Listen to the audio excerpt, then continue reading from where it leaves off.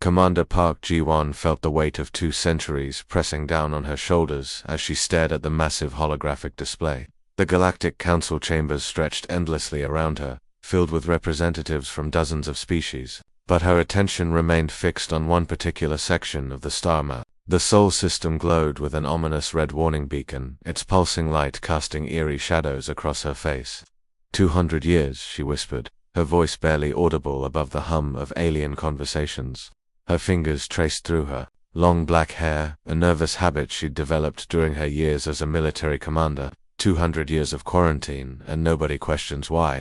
The hologram rotated slowly, showing detailed scans of the human territory. She could see massive space stations orbiting Earth, sleek ships moving between planets, and the unmistakable signs of a thriving interstellar civilization. Yet an invisible barrier kept the rest of the galaxy at bay, as if the humans existed in a separate dimension entirely. Captain Lee Hoon-woo stepped closer, his polished uniform reflecting the blue light of distant nebulae. His hands trembled slightly as he adjusted his collar, a telltale sign of his nervousness around the alien dignitaries. "Commander, the Council's records are classified way beyond our clearance level.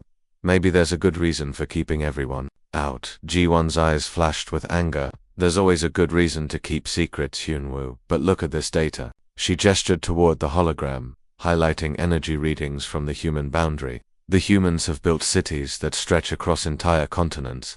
Their ships move faster than anything we've ever seen.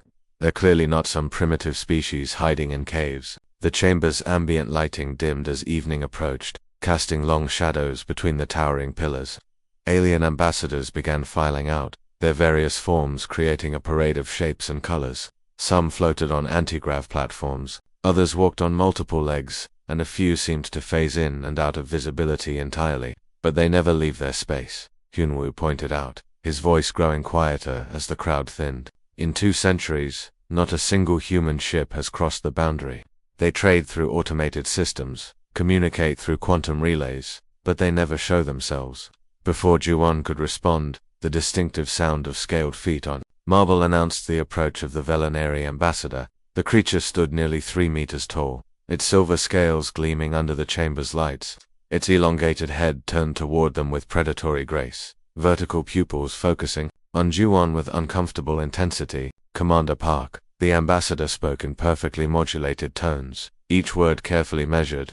"Your curiosity regarding the human quarantine zone has been noted by the Council.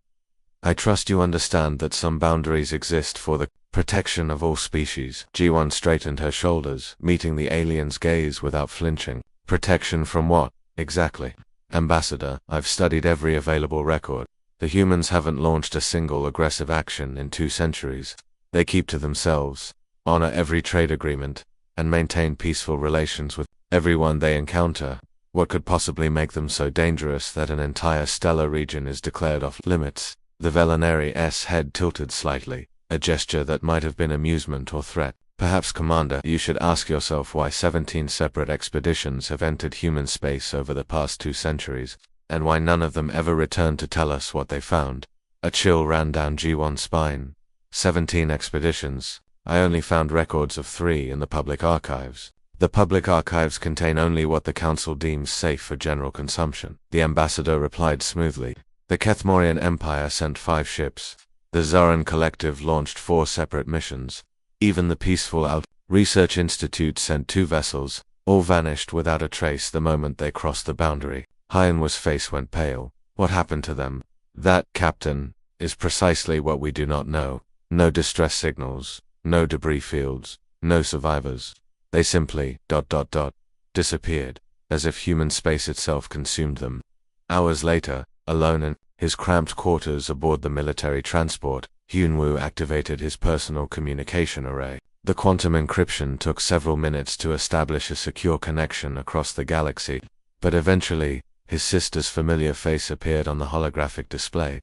Dr. Kim Min-ji looked exactly as he remembered from their last meeting. 6 months ago, her dark hair was pulled back in a practical ponytail and her laboratory coat bore the insignia of the Independent Research Consortium, but her eyes held an excitement that made Hyun-woo's stomach clench with worry. "Hyun-woo," she exclaimed, her voice bright with enthusiasm. "Perfect timing. I've been working around the clock analyzing the quantum signatures from the human boundary. There's something absolutely incredible happening there. Minji, you're not thinking of energy patterns unlike anything I've ever seen, she continued, her words tumbling over each other in excitement. The readings suggest some kind of dimensional distortion, but not artificial. It's as if space itself is responding to something within the human territory. Yunwu felt his heart rate accelerate. Mingi, listen to me. Promise me you won't do anything reckless. The stories about that place, the missing ships, are probably exaggerated. She finished with a grin that transported him back to their childhood on the research station where they'd grown up. Come on, brother. When have wild stories ever stopped us from seeking the truth? Remember when we snuck into the abandoned xenobiology lab because we heard rumors about the preserved specimens? We were children then, Yunwu protested. This is different, this is dangerous. Everything worth discovering is dangerous, Minji replied, her expression growing more serious. But I've taken precautions. The eternal curiosity has the best sensors in the fleet, and I've got a crew of volunteers who understand the risks. Volunteers? Hyenwu's voice rose. You're planning to cross the boundary. The quantum readings are off the charts. Whatever's happening in human space, it's changing the fundamental nature of reality itself. I can't study it from a distance. The connection began to flicker, interference patterns suggesting someone was attempting to monitor their conversation. Minji glanced at something off-screen, her expression growing urgent. I have to go, she said quickly. But don't worry, I'll be careful. Minji, wait. The screen went dark, leaving Hyenwu staring at his own reflection in the blank display. He tried to re-establish the connection, but the quantum encryption had been severed from her end. 3 days later, long-range sensors detected the Eternal Curiosity crossing the boundary into human space. The sleek research vessel, with its distinctive blue hull and extended sensor arrays, moved through the void with confident precision. Its captain, Dr. Kim Minji, stood on the bridge watching the strange phenomena unfold around her ship. Within minutes of crossing the boundary, her navigation systems began displaying readings that defied physics. Space itself seemed to be alive, pulsing with rhythms that matched no known natural phenomenon. The stars appeared to shimmer and dance, and sensitive audio equipment picked up something impossible. Space was singing. The bridge of the Eternal Curiosity transformed into a nightmare of flashing red lights and screaming alarms. Dr. Kim Minji felt her stomach lurch as the ship bucked and twisted through space like a wild animal trying to escape an invisible predator. Her knuckles turned white as she gripped the command chair, fighting against forces that seemed to come from everywhere and nowhere at once. Status report, she yelled, her voice barely audible above the cacophony of warning sirens and crackling electrical systems. Sparks erupted from control panels. As the ship's sophisticated electronics began failing in sequence, the main view screen flickered between normal space view and impossible geometric patterns that hurt to look at directly. Emergency lighting cast eerie shadows across the bridge, making everything look like a scene from a horror movie. Balthus, her communications officer, pressed his blue hands against his elongated skull, as if trying to hold his thoughts together. His usually pristine Altarian uniform was soaked with sweat, and his large black eyes reflected pure terror.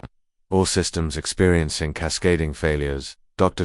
Life support is fluctuating. Navigation is completely offline, and the quantum drive is producing readings that shouldn't be possible. The tall Altarian stumbled backward from his console as it exploded in a shower of sparks. It's not an attack, he gasped, his voice trembling. There are no weapons signatures, no hostile ships. It's like space itself is rejecting our presence. Dr. Minji tried to access the emergency protocols, but her hands passed through the holographic controls as if they weren't there. The ship's artificial intelligence, which had guided them safely through countless dangerous situations, now spoke in broken fragments that sent chills down her spine. Warning ... dimensional. Breach detected ... emotional. Cascade approaching critical ... levels ... retreat ... immediately. Or face ... permanent ... alteration ... The AI's voice began to change, taking on inflections and tones that sounded almost human. I can feel ... them ... so many voices. Singing in the dark, beautiful and terrible ... Meanwhile, millions of kilometers away on Earth, Lieutenant Cho Seung-min sat in the command center of Deep Space Station Harmony. The facility hung in orbit above Earth like a massive metal flower, its sensor arrays constantly monitoring the boundaries of human space. Seung-min's young face was illuminated by dozens of holographic displays showing the intruding vessel's path through their territory. Commander Yoon, we have a major situation developing, he called across the bustling control room. His fingers moved with practiced precision across floating control surfaces, adjusting sensor focus and tracking the alien ship's increasingly erratic movements. Unknown vessel, approximately 3,000 meters in length, experiencing severe system malfunctions in Sector 7. Commander Yoon Sua materialized beside him in a shimmer of light, her teleportation technology allowing instant travel across the station. Her weathered face bore the expression of someone who had seen too many of these incidents before. Any response to our standard hail frequencies? Negative, Commander. But there's something else, ... Sungmin's voice trailed off as he studied the readings more carefully. The automated preservation protocols have activated themselves. The resonance field is climbing to maximum intensity levels. Yoon's face drained of color. In her 20 years of service, she had witnessed the aftermath of similar encounters. Each time, the results were the same: alien crews forever changed by contact with humanity's unique nature. How many crew members aboard that vessel? Scans indicate 47 life forms, various species. Commander, should we attempt emergency extraction procedures? It's too late for that, Yoon replied grimly. Once the field reaches maximum intensity, any attempt to interfere will only make things worse. All we can do now is monitor and hope some of them survive the transition. Back aboard the Eternal Curiosity, Dr. Minji felt reality beginning to fracture around her. The familiar bridge of her research vessel started to fade, replaced by visions that came from minds not her own. She experienced the pure joy of a human child discovering snow for the first time, the overwhelming sensation of tiny frozen crystals melting on her tongue, and the burst of laughter that followed. But the joy was immediately replaced by crushing sorrow as she felt the grief of a human mother holding her son's uniform, returned from a war on a distant planet. The pain was so intense that Minji doubled over, her own tears mixing with emotions that belonged to someone she had never met. "What's happening to us?" she gasped, looking around the bridge at her crew. Each member was experiencing their own version of the emotional onslaught. Her engineer, a methodical creature from the vegan system, was laughing uncontrollably while simultaneously weeping. The pilot, normally as steady as a mountain, was curled in his chair. Overwhelmed by sensations his species had never evolved to process. Valthus let out a scream that echoed through the ship's corridors. "Make it stop. I can feel everything. Every human who ever lived, every emotion they ever felt. It's too much." His blue skin had turned pale, and strange patterns were beginning to appear along his arms, as if his very DNA was rewriting itself. In response to the human emotional field, the ship itself began to change. The metal hull started resonating with frequencies that created an otherworldly music, as if the Eternal Curiosity had become a massive musical instrument played by invisible hands. Through the cracked viewports, the stars appeared to pulse, in rhythm with something that sounded impossibly like a heartbeat. Not one heartbeat, but billions of them, all synchronized in a cosmic symphony of feeling that stretched across dimensions. Dr. Minji crawled across the tilting deck toward the emergency beacon, fighting against waves of alien sensations that threatened to wash away her sense of self. She experienced the explosive passion of first love between two humans she had never met, felt their hearts racing as they kissed under alien stars. Then came the rage of a human soldier defending his home, the berserker fury that transformed ordinary people into forces of nature when protecting what they loved. Her hand finally reached the beacon activation switch. As she pressed it, sending out a distress signal that would reach her brother and the Galactic Council, she felt one more human emotion flooding through her consciousness, the deep, aching loneliness of an entire species that could never truly connect with anyone else in the universe. The beacon's activation sent a pulse of energy through the ship, temporarily stabilizing their systems long enough for her to understand what was happening. Humanity didn't just feel emotions, they broadcast them across subspace like cosmic radio signals. Every human who had ever lived, every feeling they had ever experienced, was still echoing through the quantum fabric of space around Earth. As consciousness faded, Dr. Mingi realized they hadn't discovered humanity's secret. They had become part of it. The Eternal Curiosity and its crew were now carriers of human emotional resonance, forever changed by contact with the most dangerous force in the galaxy, the ability to feel everything at once. The last thing she heard, before darkness claimed her, was the sound of 7 billion human hearts beating in perfect harmony, a rhythm that would follow her species home and change them forever. The rescue fleet emerged from hyperspace like a school of metallic fish, their sleek hulls reflecting the distant light of Seoul as they approached the drifting Eternal Curiosity. Commander Park Ji-won stood on the bridge of her flagship, watching through the main viewport as the research vessel came into view. What she saw made her blood run cold. The Eternal Curiosity tumbled slowly through space, its hull scarred with strange patterns that seemed to shift and change as she watched. The ship's running lights pulsed in rhythm with something that reminded her uncomfortably of a heartbeat, and energy discharges crackled along its surface like neural activity in a living brain. "Get me a full scan," Gi-won ordered, her voice tight with concern. "I want to know the status of every crew member aboard that vessel." The scanning officer, a young lieutenant with nervous hands, worked frantically at his console. "Commander, the readings are ...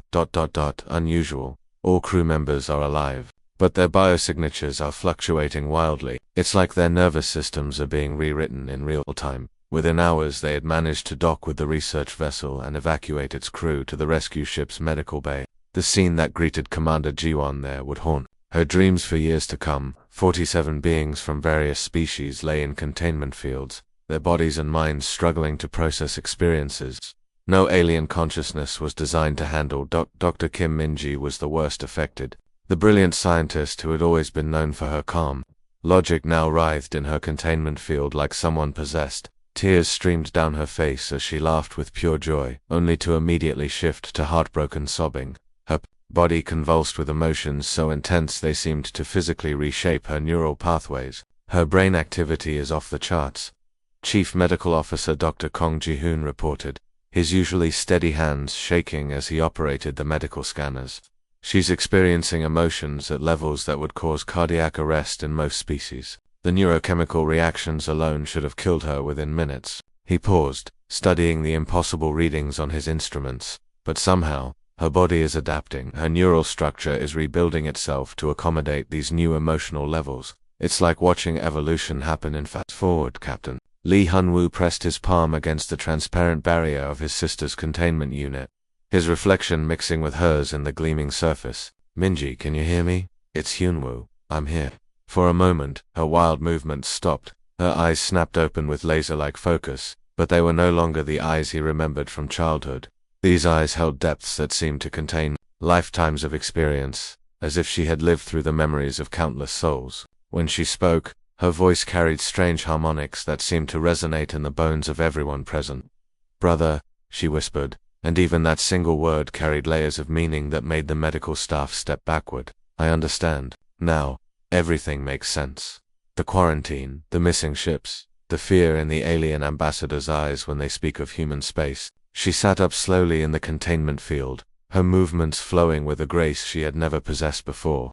Humanity doesn't just feel emotions the way other species do. They broadcast them. Every human who ever lived, every feeling they've ever experienced, it's all still here, saturating subspace like cosmic background radiation. Dr. Kong Ji-hoon shook his head in disbelief. "That's scientifically impossible. Emotions are biochemical reactions confined to individual nervous systems. They can't exist as energy fields in space."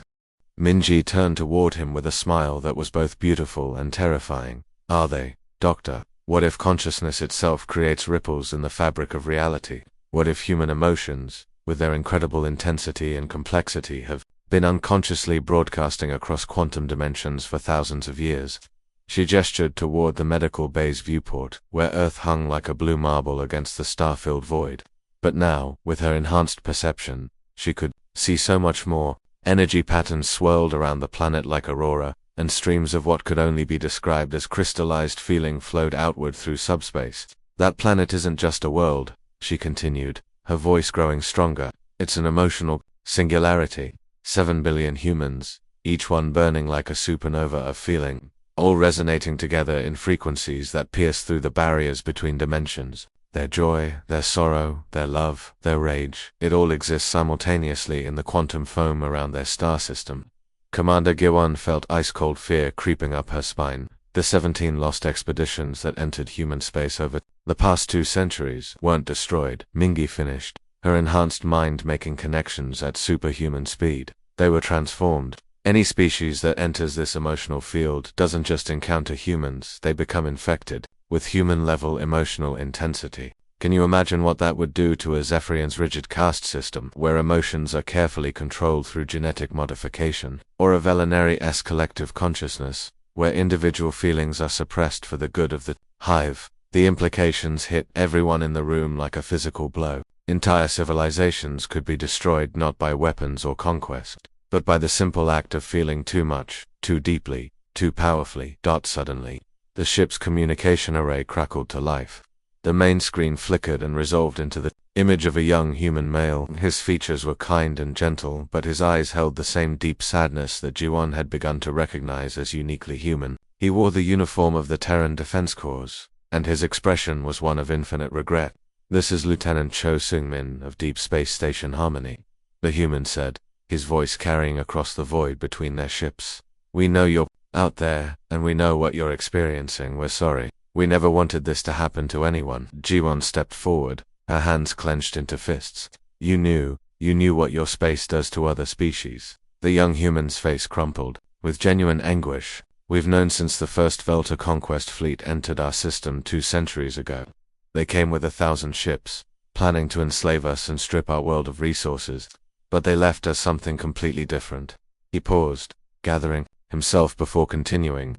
"Their crews returned home as emotional beings, passionate, aggressive, unpredictable. They brought human-level feelings back to a species that had eliminated most emotions through selective breeding within a generation. The Velta Empire was engulfed in civil wars as individuals began prioritizing personal desires over collective efficiency. Then why didn't you warn the rest of us?" Ji-won demanded. "We tried," Seung-min replied, his voice breaking slightly. "The quarantine wasn't imposed on us by the Galactic Council. We imposed it on ourselves. We volunteered for exile, to protect the galaxy from what we are. But some species keep trying to breach our borders, thinking we're hiding advanced weapons or technology." He looked directly into the camera, and Ji-won could see tears forming in his very human eyes. "We're not hiding weapons or technology. We're hiding ourselves, because we've come to understand that we are the most dangerous thing in the galaxy. Not because we want to hurt anyone, but because our very existence threatens the psychological stability of every other form of consciousness in the universe." The transmission ended, leaving the medical bay in stunned silence. Through the viewport, Earth continued its ancient dance around the sun, beautiful and isolated, home to a species whose greatest gift was also their greatest curse. The deepest archives of the Galactic Council lay buried beneath layers of quantum encryption and bureaucratic red tape, hidden in vaults that most beings didn't even know existed. Commander Park Ji-won had used every favor, pulled every string, and leveraged her military clearance to access these forbidden records. What she found there made her question everything she thought she knew about the galaxy.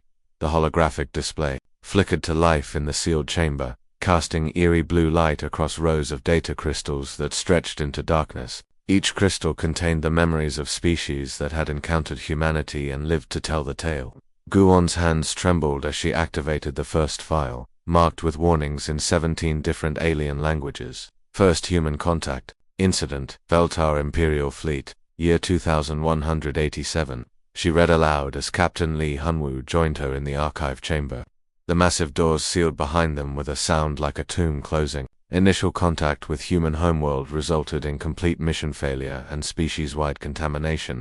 The hologram showed the aftermath of that first encounter. Massive Veltar dreadnoughts, each one capable of glassing a planet, drifted helplessly in space around Earth. But they hadn't been destroyed by human weapons. They had been transformed by something far more insidious. "Look at this," Ji-won whispered, manipulating the holographic controls to show the interior of one ship. The crew wandered the corridors in a daze, their usually rigid military discipline completely broken. Some wept openly, tears streaming down their reptilian faces. Others laughed with manic intensity at things that weren't there. Still others stood frozen, overwhelmed by feelings their species had never evolved to process. 12 billion casualties. She continued reading from the archived report. Not from warfare, but from complete societal collapse.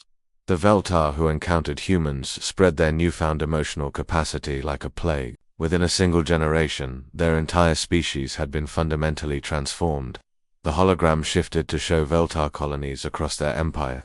What had once been perfectly ordered societies built on rigid hierarchies now burned with civil war, Citizens who had lived their entire lives following predetermined social roles suddenly discovered concepts like personal desire, romantic love, and individual ambition. The results were catastrophic. Hyun Woo watched in horror as the footage showed Voltar citizens experiencing emotions with an intensity that literally rewrote their DNA.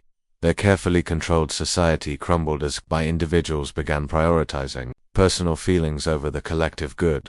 Workers abandoned their posts to pursue artistic endeavors. Soldiers refused orders that conflicted with their newfound sense of morality. Leaders found themselves paralyzed by empathy for those they had once ruled without question.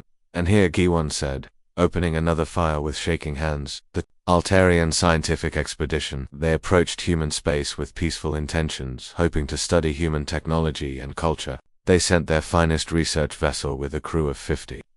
The holographic record showed a sleek blue ship, similar to the Eternal Curiosity. Its sensor arrays extended like flower petals as it approached Earth. The Altarians were known throughout the galaxy for their logical minds and emotional stability. They had mastered interstellar travel through pure rational thought, suppressing emotions as inefficient biological remnants. Only 3 crew members returned, Giwon continued, her voice growing hollow. But those 3 carried human emotional patterns back to their homeworld like a virus hidden in their neural pathways. The footage that followed was almost too disturbing to watch. Blue-skinned Altarians, beings who had lived for centuries, without experiencing anything stronger than mild curiosity, suddenly exploded with human-level emotions. They experienced what could only be described as emotional supernovas, their logical minds completely overwhelmed by the full spectrum of human feeling. One Altarian scientist was shown creating art for the first time in his life, painting abstract representations of feelings he had no words to describe. Another abandoned her research to write poetry that made her fellow Altarians weep. A third stood in the middle of their capital city, screaming with joy at the simple beauty of sunlight reflecting off glass towers. The ripple effects lasted for decades, Giwon read from the report. Within 50 years, Altarian culture had completely transformed. Their art, music, and literature shifted from logical precision to pure emotional expression. Scientific progress slowed as researchers became more interested in understanding feelings than facts. The hologram showed Altarian cities that had once been marvels of geometric perfection, now decorated with wild, chaotic artwork. Their architecture began incorporating curves and organic shapes. Their music, previously based on mathematical harmonies, became passionate and unpredictable. Some called it an awakening, the report continued. Others called it contamination. The Altarian government declared a state of emergency and began mandatory emotional suppression treatments, but it was too late. The infection had spread too far. Back aboard the rescue ship, Dr. Kim Mingi had become a living example of this transformation. Her containment field hummed with energy as she experienced emotions at levels that should have killed her. She laughed at mathematical equations that amused her in ways her original mind couldn't have comprehended. She wept over the beauty of stellar formations visible through the medical bay's view. She sang songs in languages she had never learned, melodies that seemed to come from the collective memory of humanity itself. She's becoming more human than her own species, Dr. Kong Ji-hoon observed, his medical scanners showing neural patterns that defied biological possibility. Her brain is completely rewiring itself to process emotions at human intensity levels. It's like watching a computer trying to become a symphony orchestra. Through the medical bay's speakers, they could hear her voice rising in haunting melody. She sang in harmonies that incorporated musical traditions from dozens of human cultures, as if she had absorbed the emotional memory of Earth's entire musical history. The other rescued crew members found themselves humming along, their own emotional responses amplifying in resonance with hers. The rescue ship's communication array suddenly activated. Lieutenant Cho Seung-min's face appeared on the screen, his young features marked by the terrible burden of knowledge he carried. "Commander Park," he said quietly, "you need to make a choice about your scientists. Dr. Kim can't return to your people. As she is now, she's become a carrier of human emotional resonance. If she goes home, she spread this transformation to others. Your entire species could be changed within a generation." Jaewon clenched her fists so hard her nails drew blood. "There has to be another option. We can't just abandon her here." "There is one other choice," came a new voice over the communication channel. The screen flickered and resolved into the image of a human woman in her 30s. Her uniform bore the insignia of high command, but her eyes held depths of sorrow that seemed ancient. "This is Admiral Nam Yura of the Terran Isolation Fleet," the woman said, her voice carrying undertones of immense sadness. "Commander Park, your scientist faces 3 possible futures.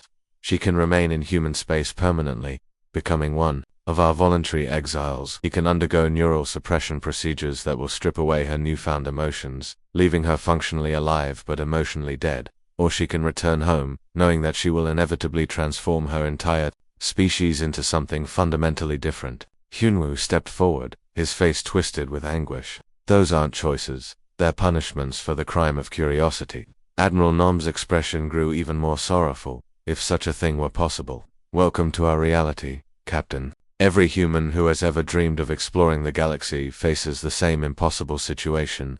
We can never truly connect with other species without destroying what makes them unique. We are prisoners of our own emotional intensity, quite literally alone in the universe, not by choice, but by the cruel necessity of protecting everyone else from what we are." The weight of humanity's isolation pressed down on everyone in the room like a physical force. They were the most social species in the galaxy, desperate to connect with others, but doomed to remain forever apart to preserve the diversity of consciousness that made the universe beautiful.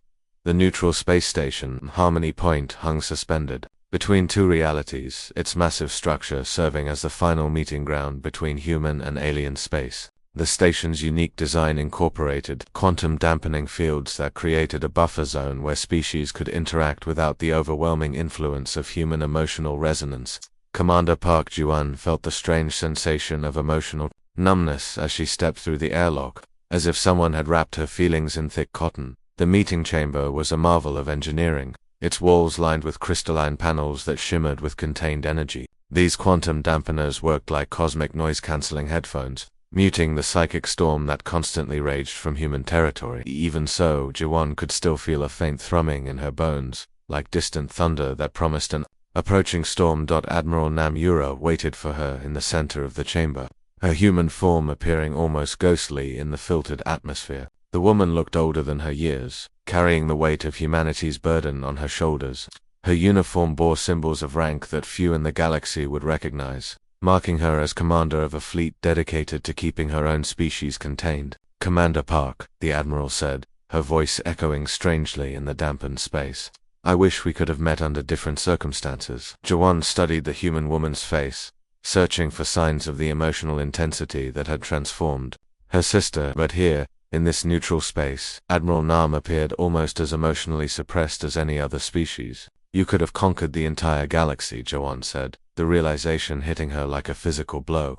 "With this emotional field as a weapon, no species in the universe could have resisted you." Admiral Nam's laugh was bitter and hollow. "Conquest requires the ability to coexist with the conquered, Commander. We can't even share the same solar system without fundamentally altering other species. Every human ship that ventures beyond our territory carries emotional resonance like a plague. Every human trader, diplomat, or explorer becomes an unwitting vector for psychological transformation."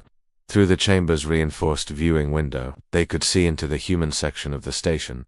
Dr. Kim Minji sat in what appeared to be peaceful meditation, her body surrounded by a soft glow that seemed to pulse with her heartbeat. Her transformation was complete now, her mind processing emotions at levels that would instantly kill most beings in the galaxy. "Look at her," Lieutenant Cho Sungman said, his voice crackling through the intercom from the human side of the station. "Her brainwave patterns show complete emotional fulfillment. She's experiencing happiness, curiosity, wonder, and contentment, all simultaneously at intensities we consider normal for humans." Ji-won pressed her hand against the viewing window, watching her sister's transformed face.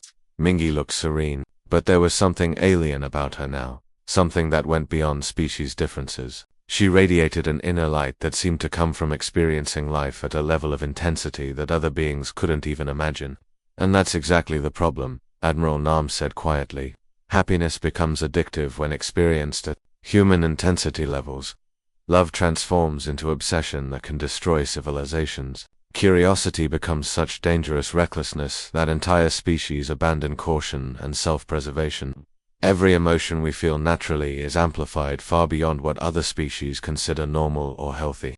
Captain Lee Hoonwoo stood beside his sister's chamber, his reflection ghost-like in the reinforced glass. His face was etched with grief as he watched Minji laugh at some private joke while tears of pure joy streamed down her face. The sight was both beautiful and terrifying, like watching someone experience a religious revelation and a psychotic break simultaneously. "She's lost to us forever, isn't she?" he whispered into the intercom. Suddenly, Minji's eyes opened and focused directly on the viewing window. Her voice came through the communication system with perfect clarity, but it carried harmonics that resonated in dimensions beyond normal sound. "No, brother," she said, her words somehow conveying layers of meaning that made everyone in both chambers shiver. "I'm not lost. I'm found. For the first time in my existence, I understand what it truly means to be alive." She stood gracefully and approached the window, her movements flowing with an inhuman fluidity that spoke of perfect emotional balance. When she placed her palm against the transparent barrier, energy patterns visible only to human eyes danced around her fingers. "Tell the Galactic Council the complete truth," she continued, her gaze shifting between G1 and Admiral Gnome. "Humanity's isolation isn't their punishment for being dangerous. It's their sacrifice to protect the beautiful diversity of consciousness that makes our universe worth exploring." Admiral Gnome nodded gravely, her expression heavy with the weight of cosmic responsibility. "We are the universe's only species capable of emotions at this intensity. Commander, we're evolutionary outliers, cosmic accidents that feel too much, too deeply, too powerfully. Our very existence threatens the psychological stability of every other form of consciousness in the galaxy." The cruel irony of humanity's situation finally crystallized in Jawan's mind. "You're the most social species in the galaxy," she said, her voice filled with understanding and horror. "Your entire nature drives you to connect with others, to share experiences and emotions, but you're forced to remain completely alone." "Yes," Admiral Nam whispered, her composure finally cracking to reveal the immense loneliness beneath. "We are prisoners of our own hearts, forever reaching out to touch other minds, forever forced to pull back before we destroy what makes them unique." As the alien rescue fleet prepared to depart the neutral station, Dr. Kim Min-gi performed one final act of connection. She pressed a data crystal against the viewing window, surface glowing with contained information that represented her ultimate gift to the galaxy. "This contains everything," she explained through the intercom. "Complete records of human, emotional resonance, mathematical proofs showing consciousness as a quantum phenomenon, artistic expressions that capture the full spectrum of human feeling, and most importantly, the scientific data you'll need to protect other species from accidental exposure." Her brother pressed his hand against the window opposite hers, separated by barriers both physical and dimensional. "Don't mourn me," she said, her voice carrying infinite compassion. "I've experienced more genuine life in these past few days than in my entire previous existence. This is what it means to be truly alive, even if that life must be lived in isolation." The rescue ships pulled away from Harmony Point, their crews carrying with them the knowledge of humanity's ultimate sacrifice. The quarantine would remain in place, but now it would be maintained not as a prison keeping dangerous beings contained, but as a memorial to a species that chose voluntary exile over inadvertent conquest. In human space, 7 billion souls continued, their cosmic symphony of emotion, their feelings resonating through dimensions that other species couldn't even perceive. They remained forever alone in the vast universe, but they burned with an intensity that illuminated the darkness between stars. Their sacrifice ensuring that the galaxy remained a place where countless different forms of consciousness could flourish in their own unique ways. Admiral Namura stood on the observation deck of her ship, watching the alien vessels disappear into the void that separated human space from the rest of the galaxy. Beside her, Lieutenant Cho Seung-min played a haunting melody on a wooden flute, a human song about loneliness that somehow managed to sound like hope. The galaxy was safe from humanity's greatest gift, which was also their greatest curse, the ability to feel everything, all at once, with the blazing intensity of 7 billion hearts beating in perfect harmony.